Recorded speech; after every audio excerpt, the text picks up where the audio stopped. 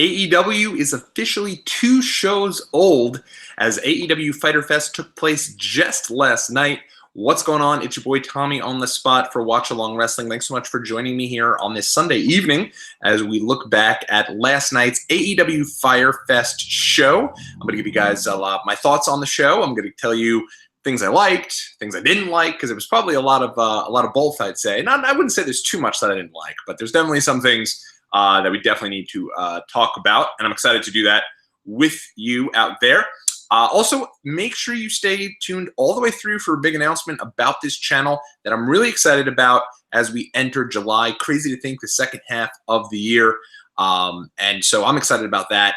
But let's get into the show. Let's start things off. Yesterday, going to go through the Fyter Fest show. So this was held in Daytona Beach, Florida, which right off the bat, Daytona Beach, one of my favorite places. Just looking at some of my notes here.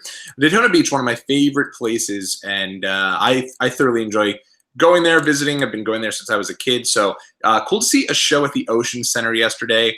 And I thought that overall, first and foremost, show I thought was really good. I love the fact that it was only on the main show, it was only about 2.5 hours, so every single thing on that show meant something, and everybody got a chance to shine kind of as they continue to go. And one of the things I really like about AEW is that they've done a really good job, in my opinion, of really kind of going above and beyond to make sure that there's something to look forward to at every show. This has been tough for them because, let's be honest, their first show was in May. And then they had this show, they had the next show, and then obviously they have their big show, All Out. They have Fight of the Fallen coming up in just under 2 weeks. So it was, I think, imperative for them to set you up with a couple of different things for that show while still building towards All Out. And I think that's something that they've done really well. And I think that, yes, yesterday, I mean, the guys who had been established as stars and who are established as stars in the wrestling industry, such as the Young Bucks, Kenny Omega, Jon Moxley, the Lucha brothers, I think all of those guys still looked good. But I think this time what they did that was really good was they built up some newer stars as well and did a really good job on that. So let's kind of break down the show. Let's go through this a little bit here. I won't give you guys the move for move, blow for blow, as I feel like, you know, you could find that out there. But my thoughts on the show kind of as they go along. First off, you guys know I'm a bit of a completionist when it comes to a wrestling show. Always want to go out of my way to see as much of the show as possible. I did watch the Best Friends, SoCal Uncensored, and Private Party live as it happened. I will first off also say that, like, having shows on a Saturday night, really tough. I know people love that to a certain extent. I've seen a lot of folks on the internet love that they're having wrestling shows on Saturday nights as opposed to Sunday nights. But for me, it's tough. I understand the idea of, like, hey, we don't have to get up early the next day and go to work, and that's great. But Saturday nights are typically a night where, you know, you go out and you do things, and so that is tough. That is going to take a little getting used to from that extent. But I did watch the first match of the pre-show live, and I will give a shout-out to BR Live. If you guys are watching this on Bleacher Report Live in the U.S., they were fantastic with this. It was ready to go. It was built up really well. And I noticed that it was available on demand right away, as was Double or Nothing, the show that I ordered on BR Live last month. That's still there. I can watch that show as many times as I'd like. So that's really kind of a cool deal that Bleacher Report Live does, and they're already promoting Fight of the Fallen and obviously All Out as upcoming shows with AEW. So they're fully ingrained with AEW, and it's a really great streaming service. The picture was awesome. Everything was just perfect. So nice job, Bleacher Report Live. All right. So Best Friends versus SoCal Uncensored, Private Party. So great to see the Private Party here get a chance to get in there with two of the best tag teams in the world with Best Friends and SoCal Uncensored. Private Party, for those of you guys who don't know, I've seen them a couple of times at House of Glory, which is a show that obviously the Amazing Red, and I mentioned yesterday, the Amazing Red trained the Private Party. He puts on these shows here locally in the Queens, New York area that are always great. And Private Party, I've been seeing them for a little while. So it's cool to see that they're getting that chance to shine. I know my brother-in-law is a big fan of these guys. They looked great. And I really appreciated the little homage there that Mark Quinn wrestled the entire match wearing sunglasses as a little homage to Curtis Hughes. I'm not sure if he necessarily did it as an homage to Curtis Hughes, but that's who I think of when I think of having that, you know, the shades on through there. Big win for the Best Friends, especially because it really kind of felt like SCU was really ingrained as being the first signees to AEW outside, obviously, of the Young Bucks and Cody Rhodes. So it was good to see Trent get the big win there by pinning Cassidy, and a big win for the Best Friends. I really like Truck and Trent. I think they're good. They're really over with the crowd. The big their hug deal is really over. That got a huge reaction from the crowd when they went for a big hug, and it was good to see them get a win. This match, though, was flying. It was great. Probably should have been on the main show, especially when you consider, usually I guess pay-per-view type shows or big event type shows are typically 3 hours. So I think they could have easily had this match as the opener on the main show proper. Rest of the show, let's get into it here. Rest of the first part of the show, so to speak, the pre-show. Oh, and I should also mention that immediately following the show, the Dark Order did appear on the screen. These guys, I'm not too sure what to make of them thus far. I think that, they do a lot with the lights out, which is kind of, I don't know. I don't know what to make of the Dark Order just yet, but this is the second time now that they've kind of made it clear they're coming for the Best Friends, so we'll have to wait and see. From there, Leva Bates and the Librarians. People are not into the Librarians back and forth. They do get a ton of heel heat, though. Obviously, this being a video game convention that all AEW was at was something that that AEW kind of was working in conjunction with. I thought they did, it was good to kind of come out and get that heel heat by going against video game playing and stressing the importance of reading. Peter Avalon and Leva Bates did get quite a bit of heat. At the end of the day, Allie gets the win over Leva Bates in kind of a match that wasn't even something that was really kind of promoted beforehand. So they got on there. Next up, Michael Nakazawa defeated Alex Jabali in a hardcore match. This was not very good. I got to be honest, this was kind of whatever. It was on the pre-show. It was there for, the folks that like Jabali, and he does have a certain fan base out there. It was what it was. It was, at the end of the day, it was okay, but it wasn't really, the match wasn't good.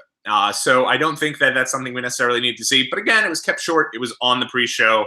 You kind of just move past it, and it is what it is. So Excalibur, Golden Boy, and Jim Ross. Golden Boy, for those who don't know, he does commentary for EA Sports. This was his first wrestling show that he had done, and he was great. I thought the commentary was really well done on the show. Jim Ross always adds that little bit. I'll tell you right now, when people hear about AEW that are my, wrestling friends, my WWE friends, I guess you'd say, or folks who are kind of that lapsed fan, shout out to Lapsed Fan Podcast, who are that lapsed wrestling fan, when they come back out, they are when they rather say they want to check out AEW, one of the first things they notice is, oh crap, Jim Ross is a part of it. So he really does add that legitimacy to the product, and I thought that the commentary was much better this time around with he, Excalibur, and Golden Boy, who I thought did a really good job considering that was a, that he did well, and it was his first show, and I think that he added to the commentary trio. Started off with SEMA and Christopher Daniels. You're not going to be able to have a bad match between SEMA and Christopher Daniels. Two veterans in there doing their thing. I really like that I really like this match. Christopher Daniels has opened both shows for AEW thus far, and he's great. And having him a part of the shows are awesome. And good to see SEMA, who's also now been a part of both shows, also, ironically enough, also opened both shows. And interesting to see if they continue to work with SEMA. I know they're working with his promotion out of China, and so I assume they will. But really good to see those guys go in there. They kick off the show in a really good match, and big win for SEMA. Next up, Rio, Nyla Rose, and Yuka Sukazaki. Really good match. I think Nyla Rose came off really well here. She has really good size, and it just looks like a total unstoppable beast. Saw someone on Twitter say that she's what WWE wants Nia Jax to be, and I couldn't agree more. She's just awesome. She comes across as this monster that really, she just looks like such an intimidating force, and I thought the match was really good here. This is the second time where I think Yuka and Rio both looked good for AEW. Good to see Rio get the big win, and I thought that was, again, another good match. So now here comes to the Fatal 4-Way. I'm going to talk about that in a second. One of the things I liked about it, though, they brought out Kip Sabian for commentary to announce that he'd face the winner at Fight of the Fallen. Really good stuff. Now they've already set you up with another match for Fight of the Fallen to go along with, obviously, the Rhodes brothers against the Young Bucks, and obviously Brandy Rhodes' first match for AEW as well. So they're building up that card to give you something to kind of work with there. I think Kenny Omega is also fighting SEMA, if I'm not mistaken, on that show. So already a great card for Fight of the Fallen. Hangman Page, MJF, Jungle Boy, and Jimmy Havoc. First off, I am a huge fan of Jungle Boy and Luchasaurus. I know some people don't like them. I know some people think they're silly. This is pro wrestling. We're supposed to have a little fun, right? And I think that they came across and came off so well. I love Jungle Boy. I mean, the guy is, I think, 22 or 23 years old. And, you know, I think he's 22, and I think MJF is 23. Both of them wise beyond their years in the ring. Always great to see Luchasaurus. I will say, though, part of me is a little biased when it comes to Luchasaurus because of the fact that I'm a huge fan of Big Brother here in the U.S., and Luchasaurus, obviously, Austin Madelson was a contestant on that show who I was really rooting for to pull it off because I know his history with WWE and NXT and all that. So good stuff with those two guys coming out. Always great to see Jimmy Havoc. MJF, another phenomenal promo to start the show. Not enough is even, you know, you're hearing about what a great, you know, how he's really kind of been the star thus far of kind of that breakout star for AEW. I feel like, and you can't even stress that enough, he's been such a good heel. He gets the crowd to really just hate him and want him to get his ass kicked. He does a really good job. And he was carrying this match from a heel perspective. He's the only heel in this match going against Jungle Boy, Jimmy Havoc, and Hangman Page. Did a really good job. He is also super solid in the ring, and I think not enough people talk about that, but certainly his promo was great. Obviously, Hangman Page gets the win here. Makes sense. He's going for the title against Jericho at All Out.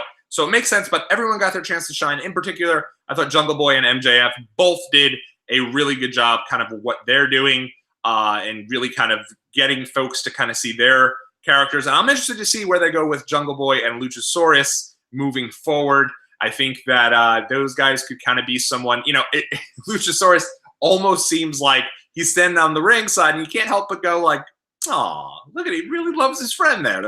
So I think that's cool. And I thought that was a lot of fun. Cody versus Darby Allin ends in a 20-minute time limit draw. Okay, so a couple of things here. Right off the bat, great to see Darby Allin get this spot. Love Darby Allin. Fan of his on Evolve Wrestling. Obviously, you guys know I went to Evolve 119 a couple months ago here in, actually, the beginning of this year, here in Queens, New York. And Darby Allin's awesome. He's great in the ring. Him and Priscilla Kelly both do a great job. Why is Priscilla Kelly not signed to AEW? That just kind of seems like a no-brainer. Seems like she'd do a really good job in kind of continuing to solidify that women's division, and I think she definitely deserves the spot. But yeah, I was happy to see Darby Allin get the spot against Cody, and those guys, man, they tore it up. 20 minutes, great match. Darby Allin is absolutely insane for the trust fall spot where he falls off the top rope, lands right onto the apron. That even if he ended up really falling kind of on the actual apron itself and not right on that spiked corner, at the end of the day, it could have went way worse. So, you know, kudos to them for it not going way worse. But at the end of the day, I thought that Darby Allin was a situation, and you know, Darby was in a situation where he could have got really hurt. So I'm glad that that did not happen. Obviously, Cody puts over Darby Allin really strong, even though he didn't get the, even though it looked like Cody was about to get the win, he doesn't get the win. They go to a 20-minute time limit draw. And this was something that I think, you know, it's interesting to see where they go with Darby Allin from here. I also love Aubrey Edwards. She's awesome. She's incredible. She was the official for this match, and, you know, just takes no BS whatsoever. She's an awesome official. So that's also great. One thing I have to mention here, they continued to give you updates on how much time was left. They did this also in the 6-man match. So maybe I just didn't notice it in the first couple matches, or the matches just didn't go long enough to warrant an update on the time limit. But to me, whenever you hear that, hey, there are 10 minutes left in this match, you know it's going to end. So I thought that that was something that, I mean, you know it's going to be a time limit draw. So I thought that kind of gave away the finish a little bit. I also thought it was completely ridiculous to talk about how Cody has been kind of been warned that he shouldn't have taken on another match so soon before his big match against the Young Bucks. Makes no sense. Everyone else on the show is having matches. Cody's a young guy, and the next match is 2 weeks away. I mean, he's going to have time to recover, even if this was a great match. Of course, we don't know if he'll have time to recover because of the finish. The finish, one thing I loved about the finish was that Cody seemed just as disappointed as the fans for going out there and the match ending on a time limit draw, wanting 5 extra minutes, doing whatever it took to get those 5 extra minutes. But ends up not happening. And one thing that I will say as well, what happened at the end of the match, I'm not for. But I am for what it set up. Because one thing I was thinking about was like, Shawn Spears has come over. He's made the decision to come over from AEW, from WWE. And he was not promoted on any of the 3 AEW shows. It's kind of one of these deals where I was like, you know, he's kind of being positioned as the same deal as he was in WWE. WWE kind of wanted to make him a coach. And during that video where they're showing his video and Cody's watching the video, Cody's like, yeah, he's going to be great for us. He's a good hand, and he's even going to be a great trainer. And I was like, wow, so they're positioning Shawn Spears as a trainer too? This doesn't make any sense. Well, end of the match. It turns out they were playing into that on that episode of Road to Fyter Fest, and did so by having Shawn Spears show up at the end, hits Cody Rhodes with the chair, setting up their match, I would say, for All Out, and a match that I think will be great. Those guys have a lot of history together. They have a really good story now to be told. What I don't like, though, obviously, is the chair shot to the head.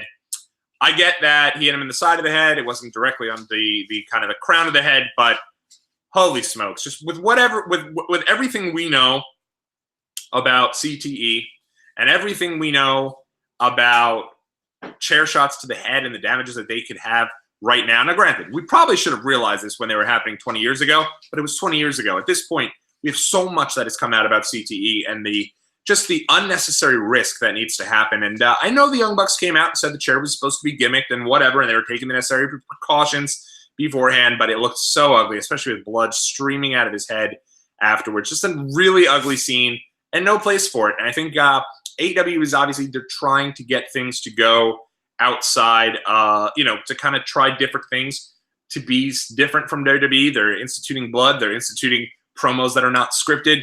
This is one thing they don't need to do to go outside of WWE. They could have still gotten this moment because clearly they want this to be a big moment. Shawn Spears coming out, turning on his friend, even had MJF come out there, and for the defense of Cody and look legitimately concerned. They want this to be a big moment. You could have found a different way to do it. If he comes out with a steel chair, smashes him in the back, it's not that big of a difference. It would have been fine. So that I definitely do not want to see on my screen ever again. No place for it whatsoever. Kenny Omega and the Young Bucks against Laredo Kid and the Lucha Brothers. What can be said? I mean, what a phenomenal match. This was match of the night for me. I think it was, just insane stuff. I hope that this relationship between AAA and AEW continues because Laredo Kid and Lucha Brothers, they're just phenomenal.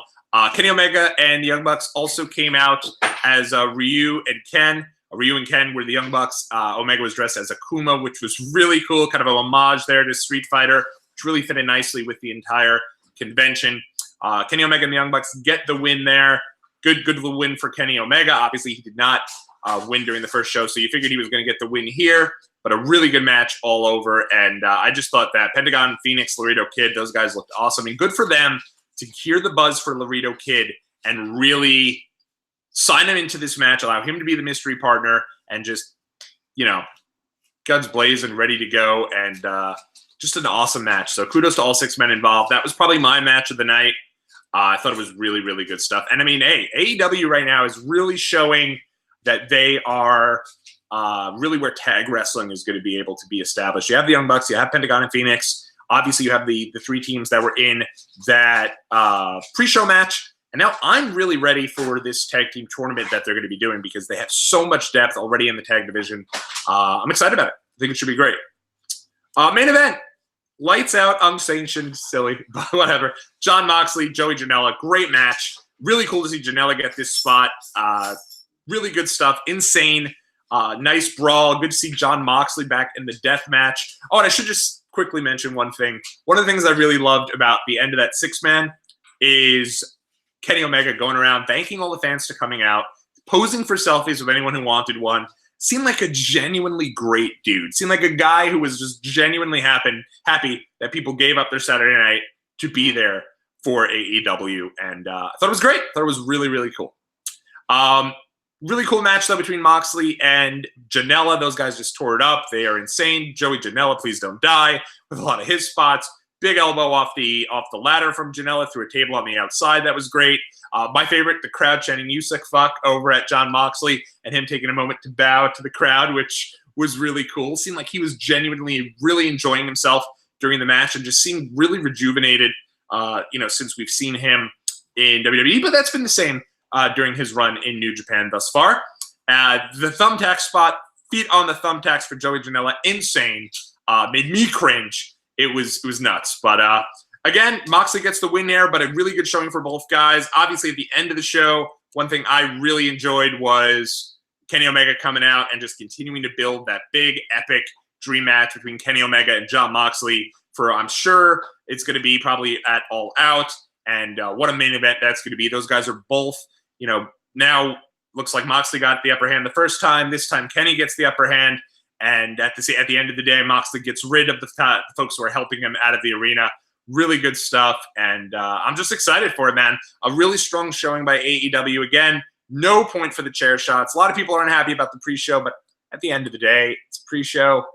I don't love the, big battle royals that are before WrestleMania either, but they're on the pre-show, right? So that is it. That was the show. Let me know what you guys thought about this in the comment section below. What was your match of the night? What did you enjoy the most? And out for the big announcement here about Watchalong Wrestling.